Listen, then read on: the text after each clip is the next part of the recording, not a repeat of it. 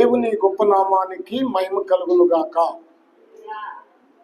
ప్రభునందు ప్రియ దేవుని పిల్లలారా, ఈ శ్రేష్టమైన సమయంలో దేవుని మాటలు మనం విందాం. దేవుని మాటలు చాలా ప్రాముఖ్యమైనవి. మనము యెహోషువ గ్రంథంలో మనము ధ్యానం చేస్తూ వస్తున్నాం. యెహోషువ జీవితంలో ఉన్న శ్రేష్టమైన లక్షణాలు. ఈయన మంచి జీవితము కలిగిన వాడు. ఇంకొక విషయాన్ని ఈ ఆదివారం మనం జ్ఞాపకం చేసుకుందాం. యెహోషువ గ్రంథం 24వ అధ్యాయము, నేను 15వ వచనాన్ని చదువుతాను, మీరు చూడండి. యెహోవాను సేవించుట మీ దృష్టికి కీడని తోచిన ఎడల మీరు ఎవరిని సేవించెదరో? నది అద్దరిని మీ పితరులు సేవించిన దేవతలను సేవించెదరో? అమోరీల దేశమున మీరు నివసించుచున్నారే, వారి దేవతలను సేవించెదరో? నేడు మీరు కోరుకొనుడి. మీరెవరిని కోరుకొనినను నేనును నా ఇంటి వారును యెహోవాను సేవించదము అనెను. ప్రభునందు ప్రియ దేవుని పిల్లలారా, ప్రశాంతంగా ఇక దేవుని మాటలు వినండి. యెహోషువ గ్రంథములో నుండి చాలా విషయాలు మనము యెహోషువ క్యారెక్టర్ మీద ధ్యానం చేస్తూ వస్తున్నాం. ఆయన మంచి మనసుతో, నిండు హృదయముతో యెహోవాను అనుసరించిన వాడు.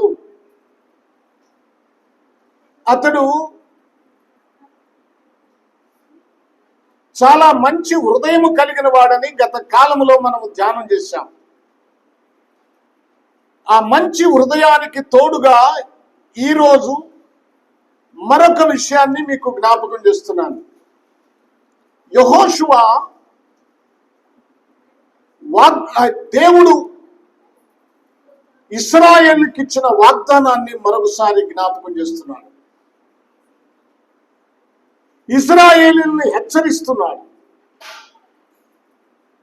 మీరు ఏ దేవతను లేకపోతే ఏ దేవుణ్ణి ఆరాధిస్తారో మీరు జాగ్రత్తగా చూసుకోండి. ఇంకెవరిని ఆరాధించటానికి వీల్లేదు. యెహోవాను మాత్రమే ఆరాధించాలి. అది యెహోషువ కండిషన్.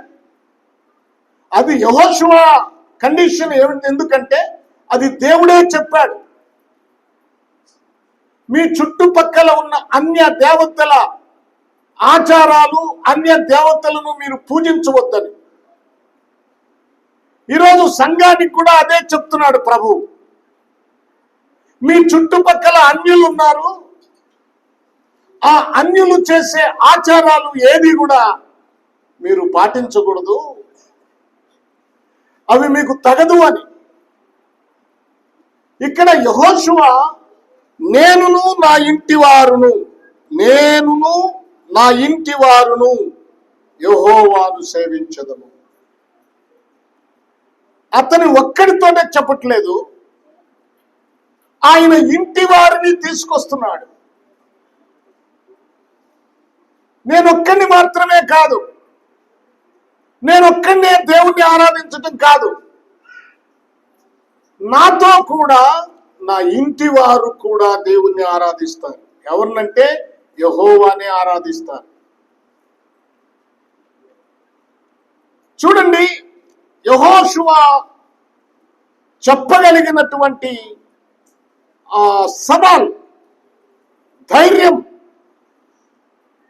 నా ఇంటి వారు నేను పక్కకు పోనివ్వట్లేదు. నా ఇంటి వారందరూ నాతో కలిసి దేవుణ్ణి ఆరాధిస్తారు, యెహోవాను ఆరాధిస్తారు.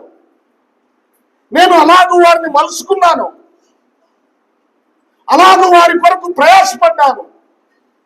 ఇశ్రాయేలీయులారా, మిమ్మల్ని ఐగుప్తు దేశం నుంచి ఇక్కడికి నడిపించే దానిలో మోసే తర్వాత నేను ఉన్నాము. కానీ మిమ్మల్ని మాత్రమే కాదు, మీ మీద మాత్రమే నేను దృష్టించలేదు, నా ఇంటి వారి మీద కూడా దృష్టించాను. నా ఇంటి వారు కూడా నన్ను అనుసరిస్తున్నారు. నా ఇంటి వారు నేను ఏ దేవుణ్ణి ఆరాధిస్తే ఆ దేవుణ్ణి ఆరాధిస్తున్నారు. నేను ఆరాధించే యెహోవాను ఆరాధిస్తున్నారు. మీకు చాలాసార్లు జ్ఞాపకం చేస్తూ ఉంటాను, మీ వరకు మీరు ఆరాధనలో ఉండటం కాదు, మీ వరకు మీరు ప్రార్థన చేసుకోవటం కాదు, మీతో కలిసి మీ భార్యను లేక నీ భర్తను, నీ పిల్లలను కూడా దేవుని వైపు మళ్లించాలి. వారు ప్రార్థనలో గడిపేటట్లుగా చూడాలి. కొర్నేలు కుటుంబం అంతా దేవుణ్ణి ఆరాధిస్తున్నట్లుగా, చెరసాలలో వేయబడినప్పుడు పౌలు శీలలు ఆ పునాదులు కదిలినప్పుడు, ఆ సంఖ్యలు విడిపోయినప్పుడు, ఆ శతాధిపతి పౌలు శీలను తన ఇంటికి తీసుకుని వెళ్ళి ఆ ఇంటి వారందరూ రక్షించబడినట్లుగా, లుదియా ఇంటి వారందరూ రక్షించబడినట్లుగా, దేవుని దగ్గరికి ఆరాధనకు వస్తున్న మీరందరూ మీ ఇంటి వారందరినీ రక్షించుకోవాల్సిన బాధ్యత మీ మీద ఉన్నది. ఇది దేవుడు మీకు ఇచ్చిన ఒక గొప్ప వరముగా భావించండి. మన కుటుంబం ఎలా ఉండాలి? ఒక్కోసారి మనము చాలా ఇబ్బంది పడతాం. ఒక్కోసారి మన జీవితంలో చాలా నష్టాలు కూడా జరుగుతాయి. ఎలాగూ జరుగుతాయో చూడండి, నేను కొన్ని మాటలు చెప్తాను. మన పిల్లల వివాహాలు జరిగేటప్పుడు కానీ చాలామంది కుటుంబాలను నడిపించుకోవటంలో ఫెయిల్ అయిపోతారు, చాలా అట్రప్లాప్ అవుతారు. వినండి జాగ్రత్తగా. దేవుని దృష్టిలో కుటుంబము చాలా ప్రాముఖ్యమైంది. దేవుడు మొట్టమొదట కట్టినది కుటుంబాన్ని. ఆదాము అవ్వలను ఒక కుటుంబముగా కట్టాడు. ఆదాము అవ్వలు కుటుంబముగా కట్టబడితే వారు సాతాను మాటలకు లోబడిపోయి ఆ కుటుంబాన్ని పాడు చేసుకున్నారు. కుటుంబము బాగా ఉండాలంటే నేను మీకు ఒక విషయాన్ని జ్ఞాపకం చేస్తాను. నిర్గమాకాండము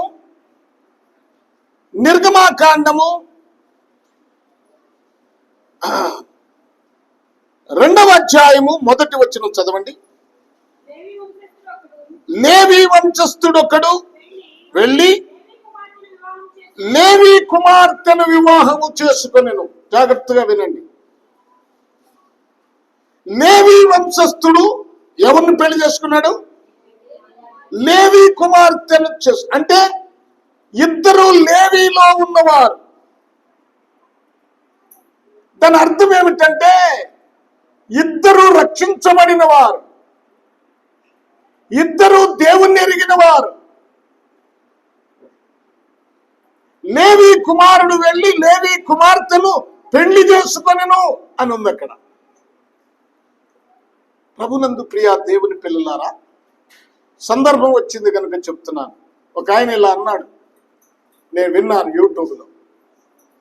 ఇప్పుడు పెళ్లి కావాలంటే కుటుంబం వారు ఏం చూస్తారంటే ABCDEF చూస్తారు. ఏ అంటే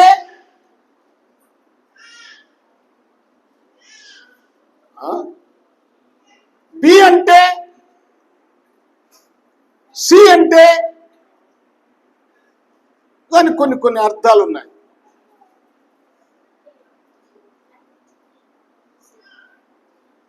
ఇక్కడ మనం చూస్తే ఏ అంటే అర్థము నాకు దాన్ని సౌందర్యాన్ని ఏమంటారు ఇంగ్లీష్లో? అట్రాక్షన్. ఎస్, అందంగా ఉండాలి. రెండోది బి అంటే నేను మర్చిపోతున్నాను. Beautiful, correct. బి అంటే బ్యూటిఫుల్ గా ఉండాలి. ఏ అంటే అట్రాక్షన్ గా ఉండాలి. మరి సి అంటే క్యాస్ట్, కులం, అదే కులములో గలవాళ్ళు కావాలి. మరి డి అంటే డౌరీ, కట్నం. వీళ్ళు ఎంత ఇస్తారు? అమ్మ పలానోళ్ళు ఉన్నారంటే పాస్టర్ గారు వాళ్ళు ఏమన్నా ఇస్తారా? డౌరీ డి అంటే. మరి ఈ అంటే ఎడ్యుకేషన్, చదువు ఉండాలి. ఆ తర్వాత ఎఫ్ అంటే అప్పుడు ఫ్యామిలీ బ్యాక్గ్రౌండ్. ఇవన్నీ కుదిరితేనే, ఇవన్నీ బాగుంటేనే ఇది యెహోవా ఏర్పాటు చేసిన కార్యము. లేకపోతే, కులం లేకపోతే, అందం లేకపోతే, సరైన కట్నం ఇవి లేకపోతే కుదరదు. ఇది యెహోవా చేసిన కార్యం కాదు. వాస్తవంగా ఒక కుటుంబంలో ఒక బిడ్డకు వివాహం చేయాలంటే, ఒక బిడ్డను ఒక ఇంటిగా కుటుంబముగా కట్టాలంటే మొట్టమొదట చూడాల్సింది ఫెయిత్, విశ్వాసం. వారు రక్షణ పొందారా లేదా? వారి బ్యాక్గ్రౌండ్ కాదు, వారి డబ్బు కాదు. ఏమండి, కావలసింది ఏంటంట? రక్షణ పొందారా లేదా? అనేక కుటుంబాలు, సంసారాలు ఫెయిల్ అవటానికి కారణం ఏమిటంటే, నేను ఎప్పుడో చెప్పాను ఈ మధ్యకాలంలో, ఒక ఎత్తు ఒక గాడిద రెండింటిని జతపరిచి వ్యవసాయము చేయకూడదు. కనుక డబ్బు బాగుంది, చదువు బాగుంది, చాలా అందంగా ఉంది అని చెప్పి ఎద్దు పోయి గాడిదను పెళ్లి చేసుకుంటే వారిద్దరికి విధానం కుదరదు. వారు కలిసి జీవించలేరు. ఎప్పుడు సమస్యలే, ఎప్పుడు ఒకరి మీద ఒకరు నిందించుకోవటమే. వారి జీవితంలో భయంకరమైన పాపము చోటు చేసుకుంటుంది. బైబిల్లో మనం మొట్టమొదటి చూసినప్పుడు ఆదాము 900 సంవత్సరాలకు పైగా బ్రతికాడు. ఆ 5వ అధ్యాయం ఆదికాండంలో ఉన్నవారు 900 పైగా బ్రతికిన వారు 6వ అధ్యాయంలోనికి వచ్చేటప్పటికి వారి సంవత్సరములు 120 అయిపోయినాయి. ఎందుకు ఈ ఆయుష్ కుదించబడిందంటే, ఎందుకు ఈ ఆయుష్ తగ్గిపోయిందంటే, వారి మధ్యలో ఏమొచ్చిందంటే పాపము వచ్చింది. వారు ఏం చేస్తున్నారంటే వారికి ఇష్టం వచ్చినట్లుగా ప్రవర్తిస్తున్నారు. దేవునికి ఇష్టం వచ్చినట్లుగా ప్రవర్తించట్లేదు. అందుకనే కుటుంబాలు పతనమైపోతున్నాయి. యెహోషువ కుటుంబాన్ని మనం చూసినప్పుడు ఆ కుటుంబము ఒక తీర్మానంలో ఉంది. నేను నా కుటుంబము యెహోవాని ఆరాధిస్తాము, సేవిస్తాము. వారి కుటుంబాన్ని చూసిన వారు, వారి కుటుంబాన్ని, వారి మాటలు, యెహోషువ మాటలు విన్నవారు ఓ తీర్మానం చేసుకున్నారు. చూడండి, అదే 24వ అధ్యాయము 24వ వచనం అనుకుంటా. చూడండి,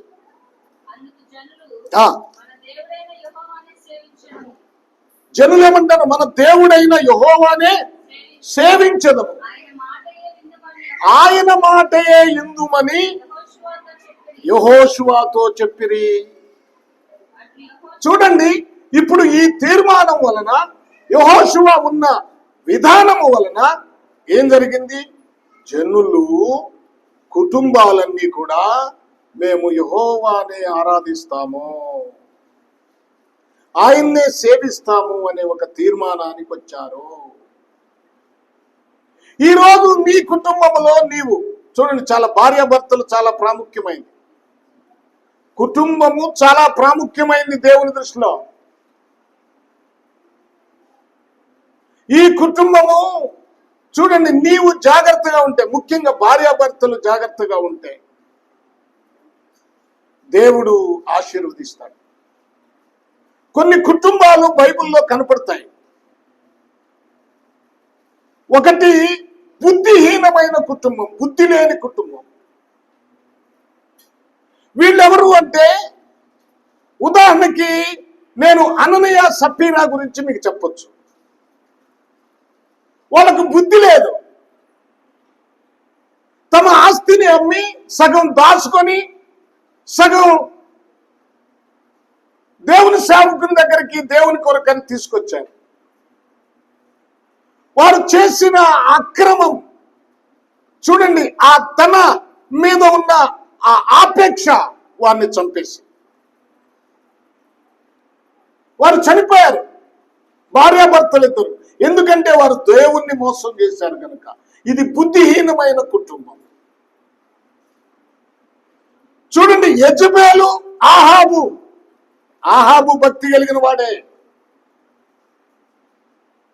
ఆహాబు దేవుని సన్నిధిలో ప్రార్థన చేశాడు ఒక సమయాన. చూడండి, మీరు రాజుల గ్రంథము 20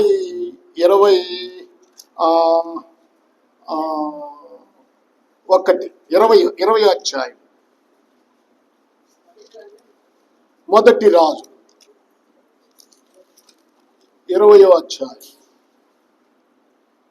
21వ అధ్యాయం చూడండి, 21వ అధ్యాయం 27వ వచనం. ఆహాబు ఆ మాటలు విని తన వస్త్రములు చింపుకొని గోనెపట్ట కట్టుకొని ఉపవాసం ఉండి గోనెపట్ట మీద పరుండి వ్యాకుల పడుచుండగా యెహోవా వాక్కు తిష్బీయుడైన ఏలియాకు ప్రత్యక్షమై ఇలాగు సెలవిచ్చెను. ఆహాబు నాకు భయపడి వినయముగా ప్రవర్తించుట చూచితివా? నాకు భయపడి అతడు వినయముగా ప్రవర్తించుట చేత ఆ అపాయము అతని కాలమునందు సంభవింపకుండా ఆపి అతని కుమారుని కాలమందు అతని కుటుంబీకుల మీదకి నేను. ఇలాంటి ఆహాబు వ్యాకులపడి ఉపవాసం ఉండి ప్రార్థన చేసే ఈ ఆహాబుని తన భార్య అయినటువంటి యెజబెలు ఏం చేసింది? లోబరుచుకుంది, తప్పుదారిని పట్టించింది. కుటుంబంలో భర్తలను తప్పుదారి పట్టించే భార్యలు ఉన్నారు.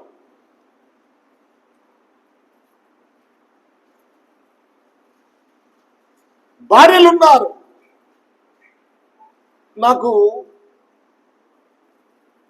బాగా పరిచయమైన ఒక పోలీస్ ఇన్స్పెక్టర్ ఉన్నాడు గతంలో. అప్పుడు పోలీస్ స్టేషన్ అంటే ఎస్ఐఏ హైలైట్ గా ఉండేవాడు. తర్వాత సిఐలు వాళ్ళు వచ్చారు, అంటే అప్పుడు ఉండేవాళ్ళు, కానీ ఇప్పుడు ఏ స్టేషన్ స్టేషన్ సిఐని పెట్టారు. ఎస్ఐకి మంచి పవర్స్ ఉండేవి అప్పుడు.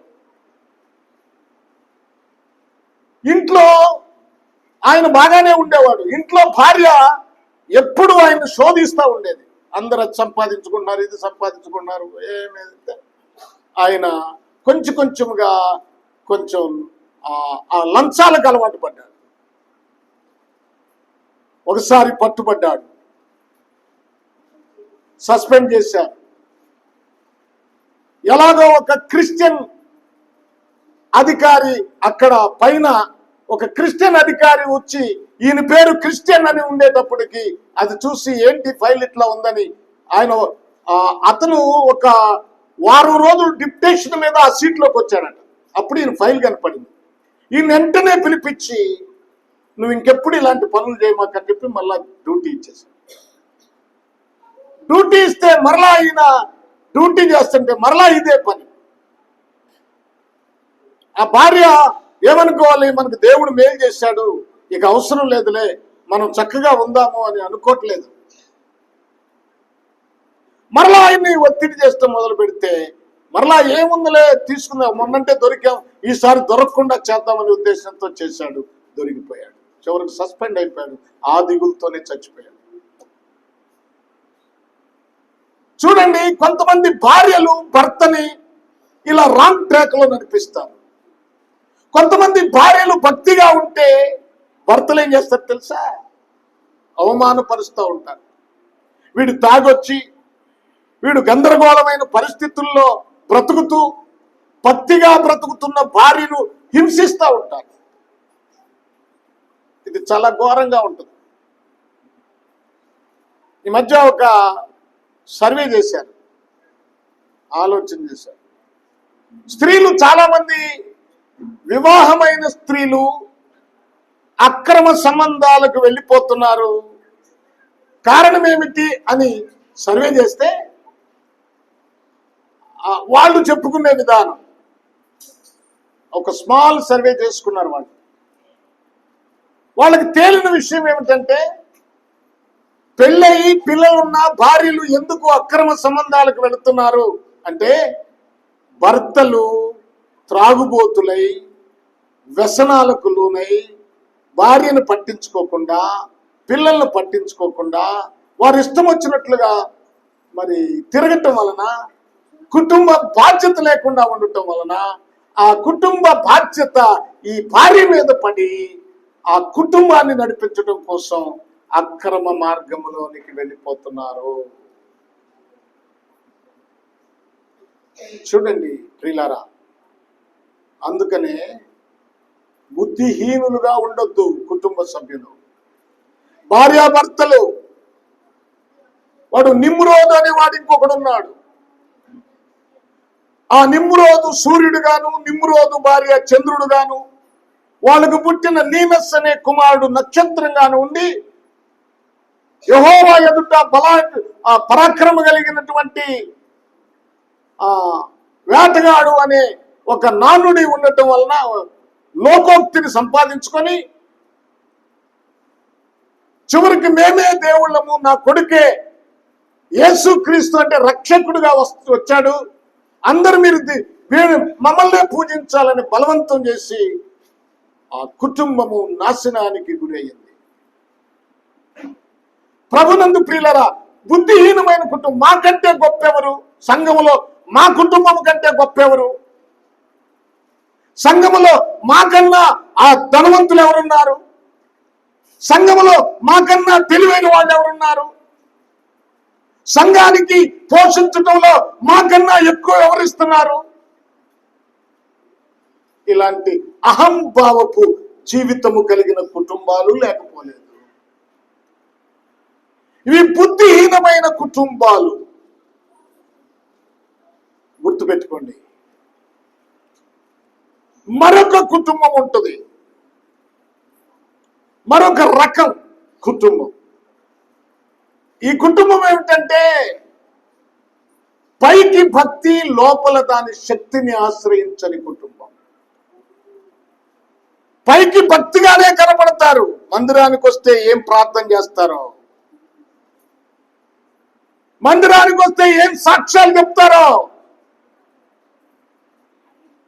మందిరంలో ఎంతో పరిచర్య చేస్తారో, భోజనాలు వండుతారు, వడ్డిస్తారు, అంటులు కడుగుతారు. మీలో ఉన్నారని నాకు నమ్మకం లేదులే. వచ్చి భోజనాలు తయారు చేసేవాళ్ళు మీలో ఉన్నారా?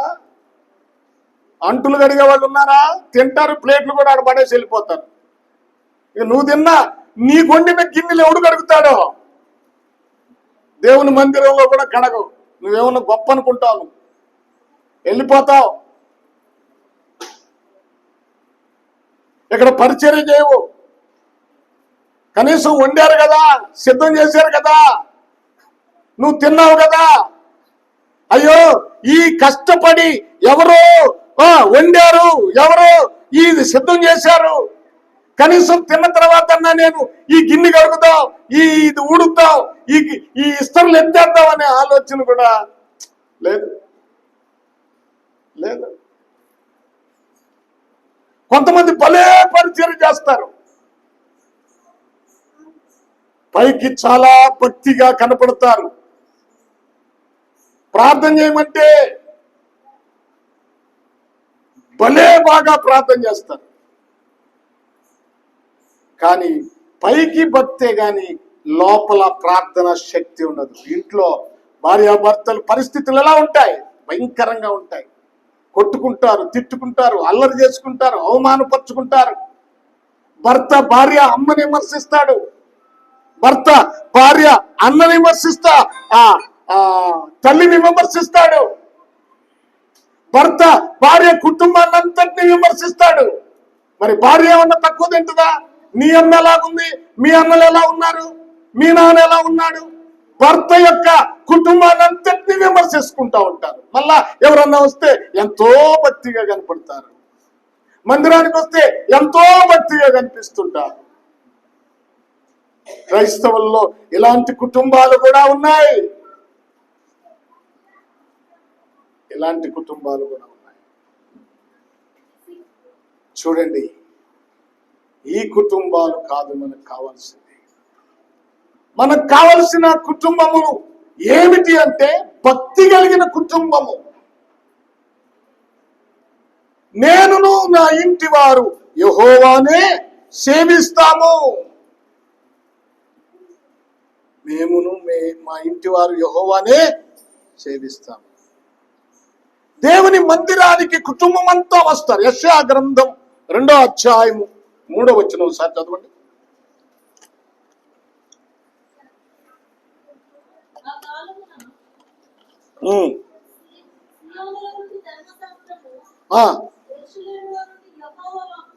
యెరూషలేములో నుండి యెహోవా వాక్కు బయలు వెళ్ళను. జనములు గుంపులు గుంపులుగా వచ్చి యాకోబు దేవుని మందిరమునకు యెహోవా పర్వతమునకు మనము వెళ్ళుదము రండి. ఆయన తన మార్గముల విషయమై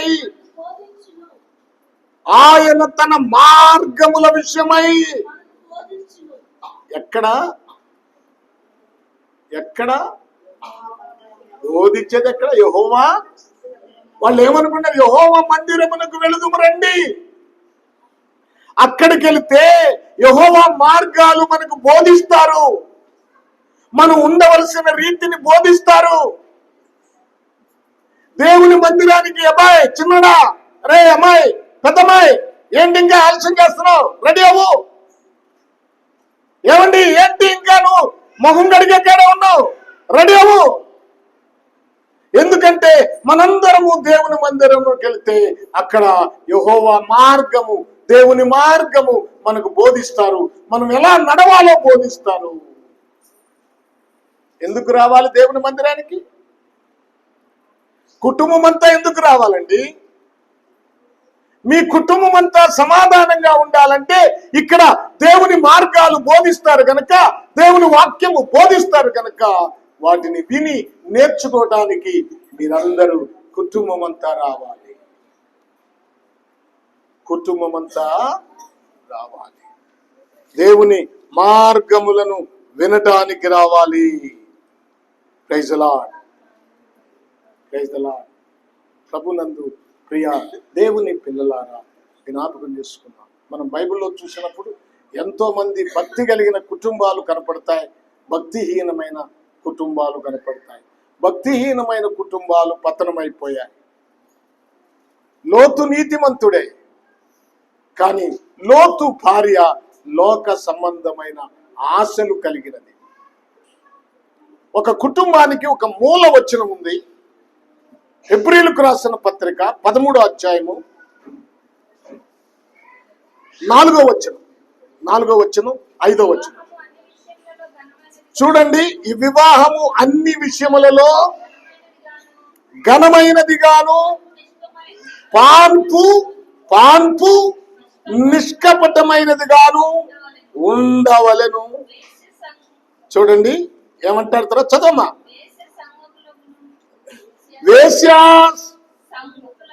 వేశ్యా సంఘులు అంతేనా?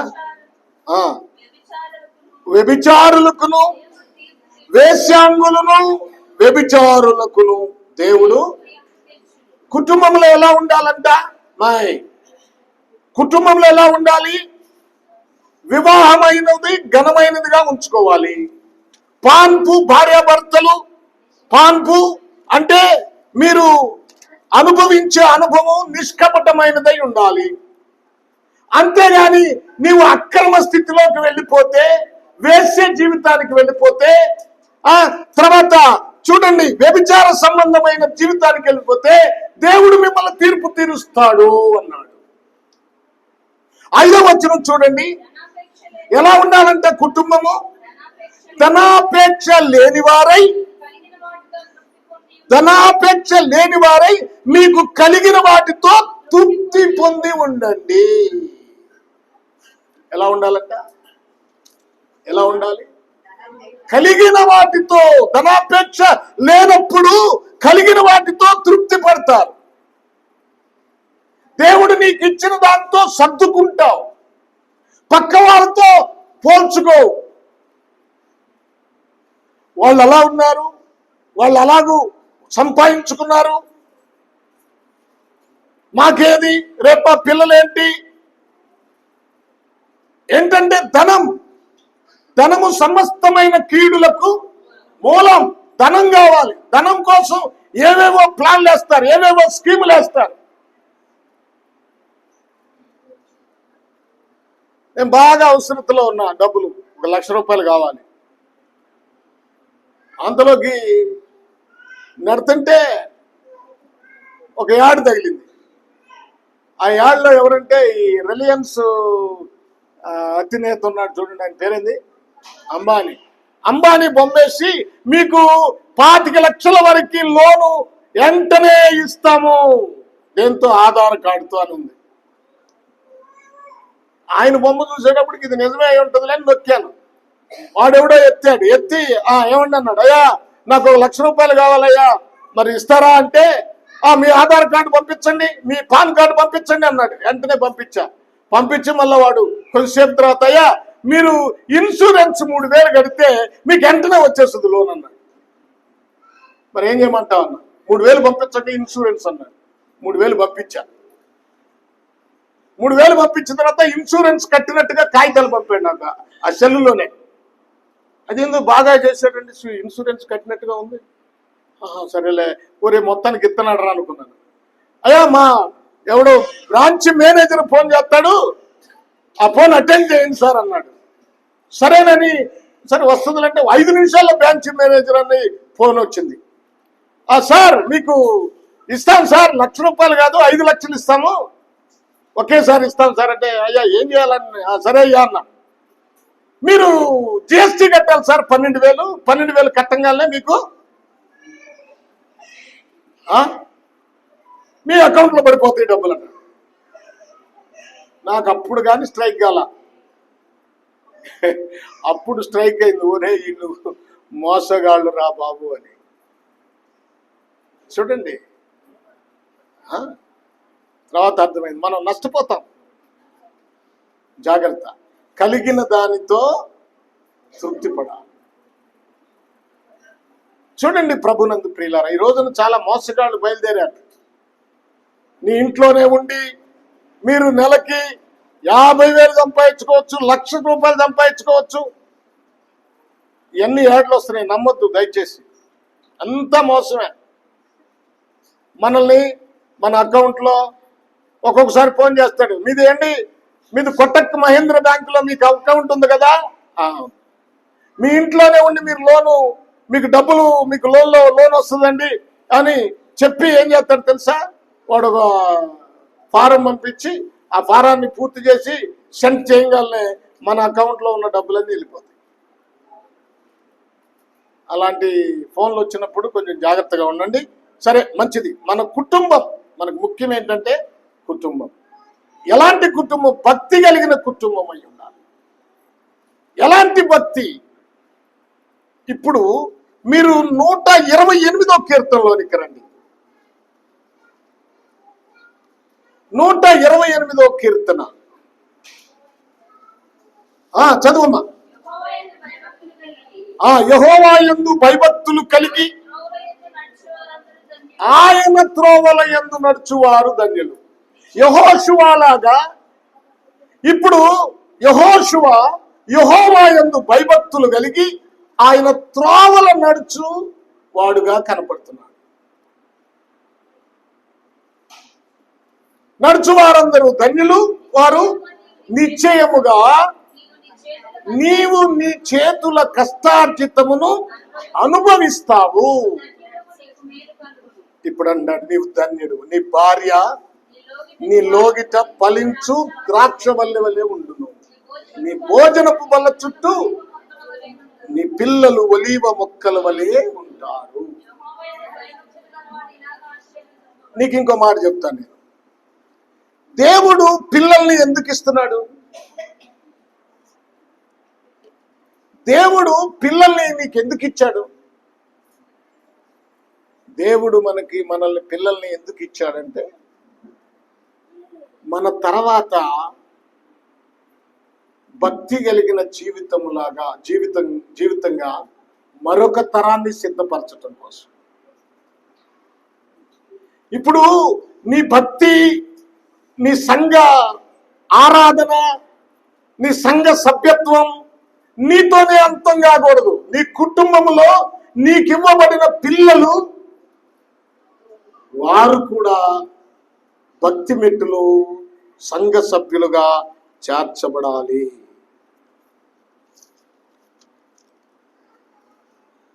నీ పిల్లలు దేవుని మార్గమును అనుసరించటం కోసం దేవుడు నీకు పిల్లల్ని ఇచ్చాడు.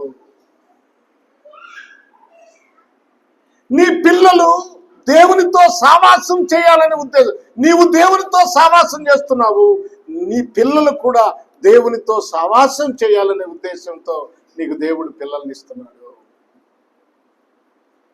యేసుక్రీస్తు తండ్రి అయిన దేవుణ్ణి బయలుపరిచినట్లుగా నీ పిల్లలు కూడా వారి జీవితాల్లో ప్రభు అయిన యేసుక్రీస్తును చూపించటం కోసం దేవుడు నీకు బిడ్డల్ని ఇస్తున్నాడు.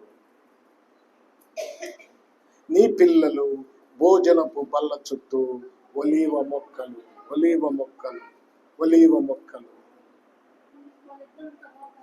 గమనించండి. దేవునికి స్తోత్రం. Praise the Lord. అలాగూ మనం మన కుటుంబాన్ని కట్టుకోవాలి. అలాగూ మనం దేవుని మార్గంలో నడవాలి. యెహోషువలాగా యెహోవాను సేవించే కుటుంబముగా మన కుటుంబాన్ని సిద్ధపరచుకోవాలి. యెహోషువ చెప్పినప్పుడు ఆ యొక్క ప్రజలు యెహోవానే సేవిస్తామని తీర్మానం చేసుకున్నట్లుగా నిన్ను చూసి నీ వారు, నీ బంధువులు, నీ ఇరుగు పొరుగు వారు అందరూ కూడా యెహోవాను అనుసరించేవారుగా చేసుకోవాలి. Praise the lord. హల్లెలూయా. అలాగూ మనం జీవిద్దాం, మన కుటుంబాలను కట్టుకుందాం. బిడ్డలు ఎలాగూ పెంచుకోవాలి, ఆ బిడ్డలు ఒలీవ మొక్కలని ఎందుకు చెప్పాడో తర్వాత ధ్యానం చేద్దాం. హల్లెలూయా. అలాగూ మనం ప్రభువులో సాగుదాం, మన కుటుంబాన్ని కట్టుకుందాం, యెహోషువని అనుసరిద్దాం. దేవుడి మాటలు మనందరి కొరకు ఆశీర్వదించును గాక. ఆమేన్.